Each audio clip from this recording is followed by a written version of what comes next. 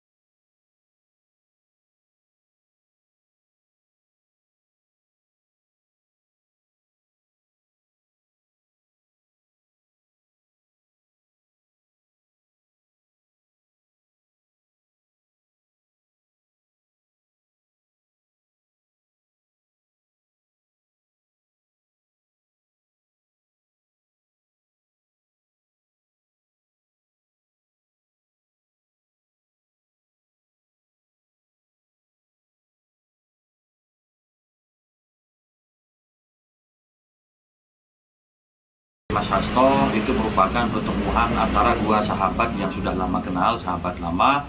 Saya kira ini bagus-bagus saja antara kedua elit partai bertemu untuk saling komunikasi satu sama lain. Yang jelas namanya kedua politisi bertemu itu pasti membicarakan hal-hal yang berbau politik. Tetapi ingat itu baru pertemuan informal, bukan keputusan. Hari ini P3 bersama Golkar dan PAN tergabung dalam Koalisi Indonesia Bersatu dan itu masih solid sampai sekarang. Adapun kemungkinan koalisi dengan PDIP, segala sesuatu kemungkinan masih bisa terbuka. KIP berkoalisi dengan PDIP. Bukan hal yang aneh apabila ternyata nanti KIP berkoalisi dengan PDIP karena hari ini anggota KIP itu merupakan anggota koalisi di pemerintahan Jokowi Kiai Ma'ruf Amin yang di dalamnya ada PDIP. Lantas, mungkinkah koalisi PDI Perjuangan dan P3 terwujud? Tiga hal penting yang bisa menjelaskan bahwa PDIP sangat mungkin bisa berkoalisi dengan P3. Pertama, PDIP dan P3 ini adalah sama-sama partai politik pendukung Jokowi. Yang kedua, P3 itu menominasikan kader PDIP, Ganjar Pranowo, sebagai salah satu nama yang sangat layak untuk bisa diusung oleh P3 dalam konteks Pilpres di 2024. Jadi titik temunya pada nama Ganjar Pranowo. Yang ketiga tentu saja kita tidak dapat memungkiri bahwa PDIP sebagai partai nasionalis tentunya sedang mencari partai politik Islam yang bisa mengcover dari sisi basis pemilih dan isu-isu yang berbasiskan Islamisme. Tiga parameter politik yang kemudian akan menjadi lem perekat betapa PDIP ini tentu saja sangat mungkin bisa berkoalisi dengan P3. Bahkan PDIP sangat mungkin berkoalisi dengan PAN yang kita tahu adalah memiliki basis konstituen yang agak sedikit berbeda dengan P3. Koalisi antara PDI Perjuangan dan P3 bukan suatu hal yang baru karena sudah pernah ada koalisi Mega Bintang. Mega Bintang adalah gerakan akar rumput PDI Perjuangan dan P3 di tahun 1997. Tak hanya itu, Megawati Soekarno Putri pernah menjadi presiden pada 2001-2004, menggantikan Abdurrahman Wahid yang dilengsarkan MPR. Hamzah Has yang kala itu menjadi Ketua Umum Partai Persatuan Pembangunan pun menjadi wakil presiden mendampingi Megawati. Akankah PDI Perjuangan dan P3 mengulang kembali kemesraan Mega Hamzah pada Pilpres 2024? Tim TV One mengabarkan. Munculnya isu koalisi antara PDIP dan P3 ini mendapatkan respon dari Sekjen PDI Perjuangan Hasto Kristianto. Menurut Hasto, PDIP tidak memiliki persoalan ideologi jika kemudian berkoalisi dengan P3. Untuk itu, kerjasama antara PDIP dan P3 sangatlah terbuka. Nah, jika koalisi terbentuk, maka ini seperti mengulang lagi sejarah politik mega bintang seperti yang sudah tadi disinggung di paket sebelumnya. Nah, untuk membahasnya, sudah bergabung bersama kami ada Sekjen PDI Perjuangan, ada Mas Hasto Kristianto, nanti akan bergabung bersama kami juga ada Wakil Ketua Umum P3, Bang Arsul Sani, ada pakar politik Hanta Yuda, dan pakar komunikasi politik ada Prof. Karim Suryadi. Selamat sore semuanya. Selamat sore. Baik, saya ingin mengecek dulu Mas Hasto, apakah sudah tersambung Mas Hasto? Baik, seperti kita masih menunggu kedatangan yang punya hajat nih, PDIP dan P3. Coba akan saya coba panggil lagi ya, barangkali sudah tersambung sekarang. Mas Hasto, selamat sore. Mas Hasto? Ya, siapa? Belum menyapa sepertinya ya, belum tersambung. Nanti kita akan tunggu.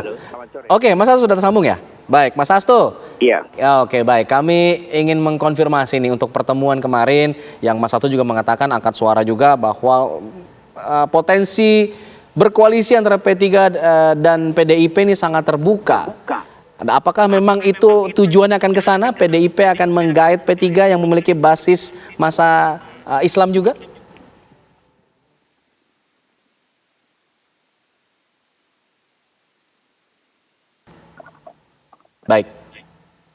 Baik, sepertinya masih ada masalah komunikasi ya. Nanti kita tanyakan itu kepada Mas Hasto. Saya ingin ke Prof. Karim dulu kalau begitu untuk mengomentari mengenai pertemuan antara dua partai yang sebenarnya satu sudah punya bekal suara, tapi yang satu ini tergabung dalam koalisi Indonesia Bersatu, begitu tiba-tiba menyambangi PDIP. Nah, ini apa yang kemudian bisa dibaca dari komunikasi politiknya? Ya, saya tidak melihat isyarat yang sangat jelas ya dari pertemuan ini karena itu kan pertemuan yang tidak dipublikasikan secara langsung gitu ya, itu satu. Yang kedua, ini berbeda dengan pertemuan-pertemuan sebelumnya yang disertai dengan prolog yang panjang gitu ya. Tetapi kembali kalau melihat kemungkinan koalisi ya nggak ada masalah gitu ya. Selain secara ideologis tidak ada masalah karena PDIP meskipun nasionalis juga punya sisi Islam misalnya dengan wadah Baitul Musliminya. Belum lagi ditunjang oleh pengalaman ya Ibu Mega dengan Pak Hamzahas di masa lalu. Kemudian juga kedua partai ini kan meskipun pendirian tanda-tandanya agak jelas ya. PDIP dengan bekal suara dan kemenangan di pemilu sebelumnya juga sudah tegas. Kemudian pendirian capres siapa gitu ya sudah jelas diserahkan kepada ketua umum sesuai dengan hasil Munas. Kemudian sehingga itu menjadi urusan gue kata Ibu Mega. Dan keputusan siapa yang akan dimajukan juga belum diumumkan. Ini titik temunya adalah dengan sikap P3. Jadi meskipun digadang-gadang akan berkoalisi tergabung dalam koalisi Indonesia Bersatu, tapi sampai hari ini kan juga KIB juga belum mengumumkan siapa calon presidennya, siapa calon wakil presidennya. Jadi menurut saya tentang siapa calon presiden yang akan diusung oleh PDIP maupun P3, ya tanda-tandanya atau hilalnya belum begitu jelas ya, belum begitu nampak. Sehingga berbagai kemungkinan bisa saja terjadi karena tidak ada hambatan yang menutup itu. Ya kalau tidak putaran pertama mungkin putaran kedua lah gitu kasarnya. Nah terlepas dari itu semua menurut saya ini sebuah pintu yang bisa dimanfaatkan terutama oleh P3. Karena bagaimanapun PDIP ini meskipun kalem-kalem saja, diam-diam saja ya sebagai pemenang pasti akan mengambil seperti itu. Ya. Justru yang menjadi pertanyaan bagi saya mengapa P3, PAN, Golkar ini tidak agresif gitu ya. Meskipun bolehlah alasannya kan pendaftaran presiden masih lama, masih 7 bulan ya, cukup untuk mengandung seorang bayi begitu ya. Tetapi sebagai partai penantang biasanya di mana-mana lebih agresif bila dibandingkan dengan partai penang.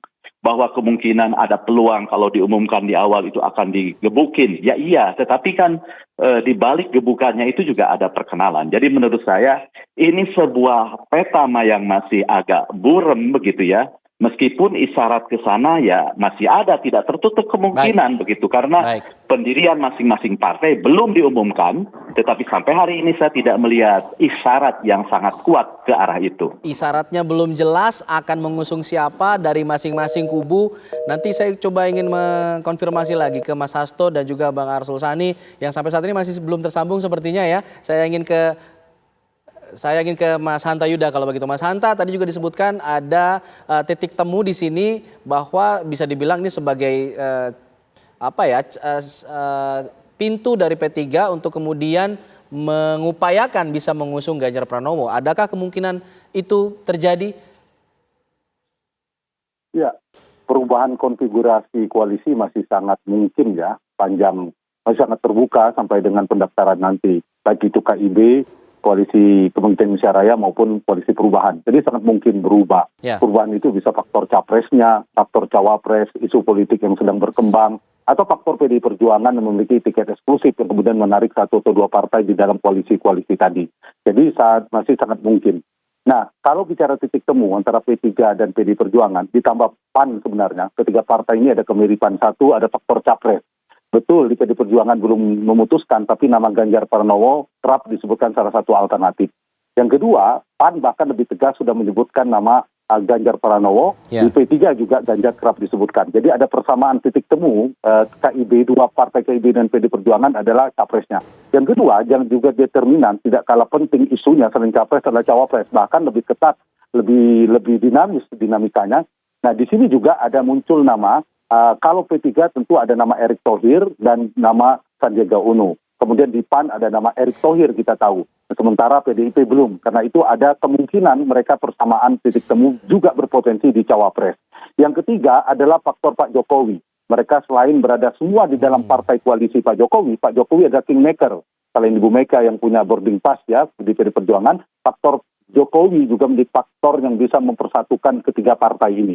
Dan yang keempat adalah antar player, para ketua umum partai ini, Bu Mega, Zulkifli Hasan, dan Pak Mardiono, itu adalah orang-orang yang tidak punya masalah secara personal untuk bertemu. Jadi sangat mungkin sekali. Ditambah kita tahu Pak Hasto kan yang paling tidak mungkin kita Pak Sekjen Hasto adalah PKS dan Demokrat saja yang sulit berkoalisi dengan PDIP. Mungkin belakangan bisa jadi Nasdem. Tapi di luar partai itu sangat mungkin. Dan satu lagi, dari sisi spektrum ideologi yang kelima adalah saling melengkapi. Partai nasionalis kita tahu PDI Perjuangan membutuhkan partai-partai yang berbasis masa Islam. P3 Islamis tradisionalis ditambah misalnya PAN Islamis modernis, ini akan saling melengkapi. Jadi 5 faktor ini saya kira sangat mungkin mempertemukan partai ini. Jadi kalau PDI Perjuangan berhasil berkoalisi dengan PAN dan P3, ini akan menjadi salah satu poros koalisi yang kokoh ya, selain dari faktor PDI Perjuangannya, faktor dan lain sebagainya.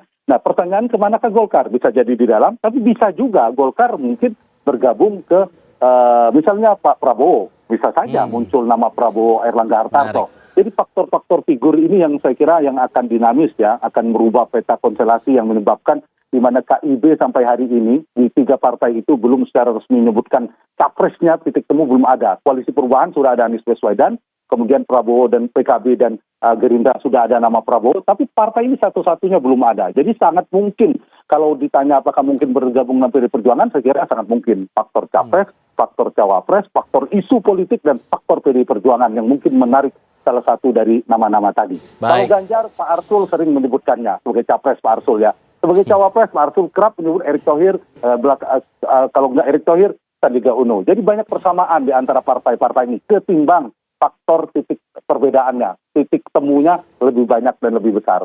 Baik, saya ingin ke Bang Arsul Sani kalau begitu sudah bergabung bersama kami. Bang Arsul, tapi nanti kita akan bahas ya. Ini saya ingin menanyakan ke Bang Arsul mengenai apakah memang pertemuan P3 dengan PDIP ini, karena memang P3 merasa di KIB kok nggak jalan-jalan nih, nggak ada apa ya gol-golnya lagi nih, akhirnya maju ke PDIP. Apakah memang seperti itu upaya P3 untuk kemudian mengajukan seorang Ganjar? Nanti dijawab setelah jeda ya, Bang Arsul ya. Kami kembali saat lagi.